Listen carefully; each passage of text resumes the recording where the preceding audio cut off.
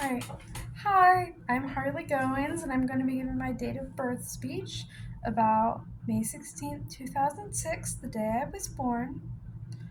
Um, have you ever learned about a specific topic, like in your history class or really any class? And you ever thought about the fact that all those major events just happen on a random day of the year? A lot of the time, it's not any special date. Um, until it is. Um, it's important that we look back on every day and think back on what were the major events of that day, whether it is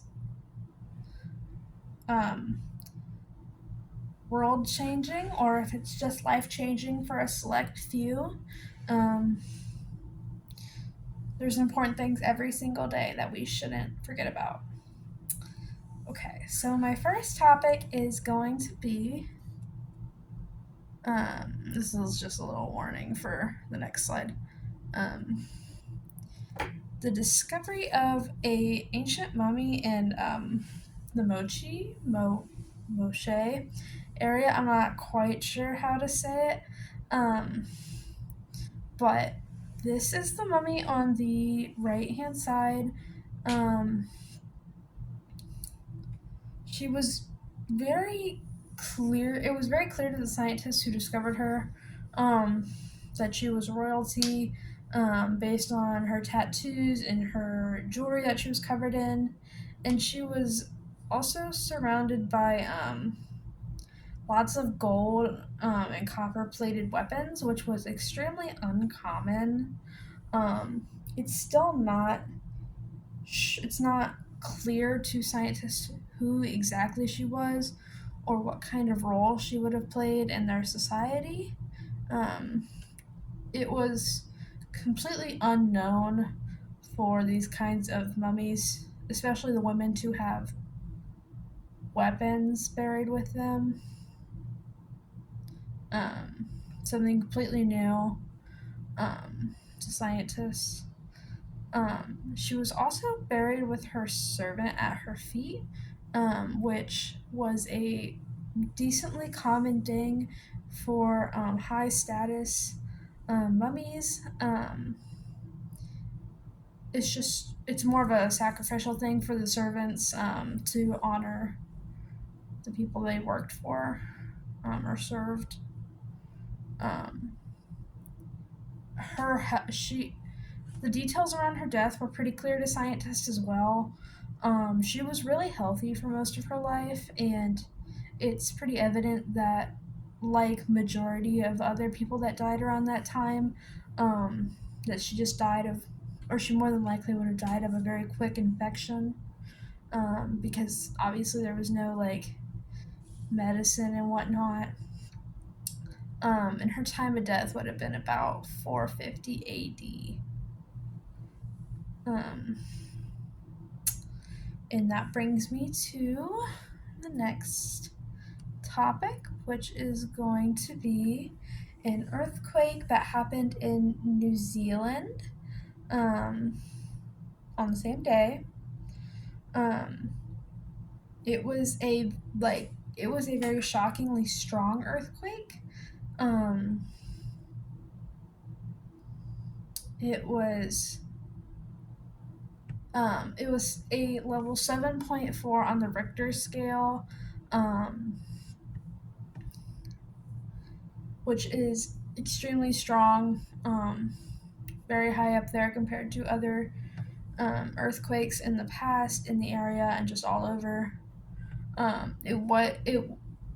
The earthquake happened in the ocean, which a lot of them do, and they just travel back to land. But this earthquake did cause a tsunami to form in the ocean, um, which I'm not sure if the tsunami made it all the way to land or not, but it wasn't predicted to do anything. It wasn't predicted to have any impact at all because it was so far away.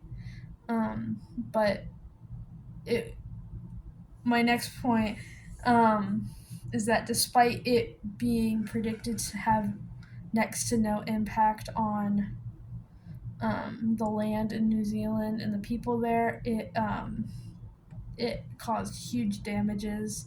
Um, People had to evacuate the area due to the severity.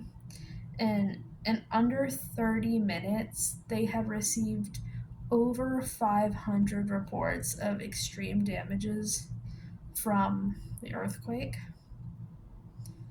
Um, and that brings me to my next point, which is one New Zealander who thankfully was not in New Zealand at the time.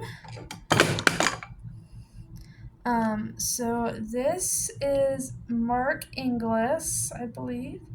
And he was the first double amputee to climb Mount Everest. He lost both of his legs. Um,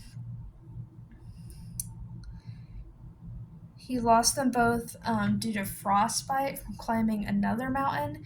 He got stuck in an ice cave for 14 days and lost both of his legs, unfortunately. But he did end up reaching the highest point on Earth. Um, he was 46 years old at the time, which was, I believe, a bit older for mountaineers.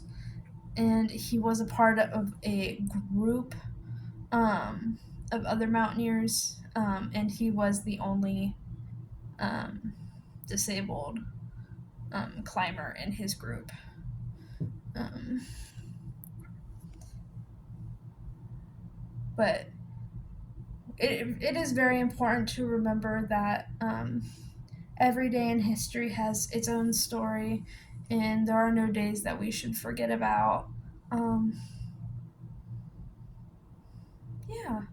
Um, every day is its own thing, whether it's changing the world or just changing certain things. It's important to remember that each day has its own thing in history.